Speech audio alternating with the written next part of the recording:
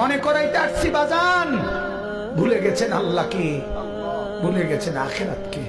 শুধু এই কথাটা মনে করাইতে আসছি। শুধু একটা জিনিস বলেন, বুঝার জন্য বলি। এই যে কাগজ, এই পোস্টারটা, এটা একটা পিঠ, এটাও একটা পিঠ। কথা বলেন ঠিক না? দুইটা পিঠ কিনা বলেন না? আপনাদেরকে মনে করাইতে আসছি, আল্লাহ বলছে ইয়ালামুনা যাহিরাম মিনাল হায়াতিদ দুনিয়া ওয়া হুম আনিল আখিরাতি হুম গাফিলুন।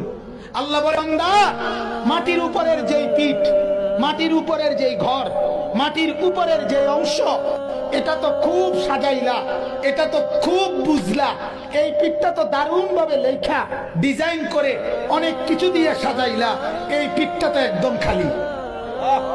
আল্লাহ বলেন, জমিনের উপরের যেই ঘর, সেই ঘরে তো সোফা, খাট, পালং, ফার্নিচার, ওয়াল, বাউন্ডারি, দরজা, জানালা, টাইলস, গ্রিল, এসএস পাইপ সব দিয়ে বান্দা জমিনের উপরের ঘর তো সাজাইলা। আল্লাহ বলেন, বান্দা তুমি কি জানো না বান্দা, জমিনের নিচে তোমার আরেকটা ঘর আছে, ওই ঘরের নাম কবর, সেইটা কেন এমন খালি রেখে দিলা? এ ঘর তো খুব সাজাইলা, এ ঘর কেন খালি রেখে দিলা বান্দা? এই পিঠে কেন কিছু নাই?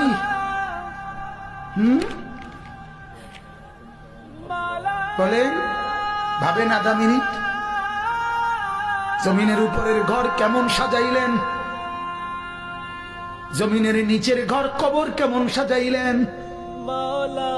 এবার আল্লাহ বলেন, বান্দা, যে ঘর তুমি জমিনের উপরে সাজিয়েছ, আমি মাওলা বলছি বান্দা, এই সবটা সাজগোজ মিলে যা করছো, এটা মূলত খেলনা।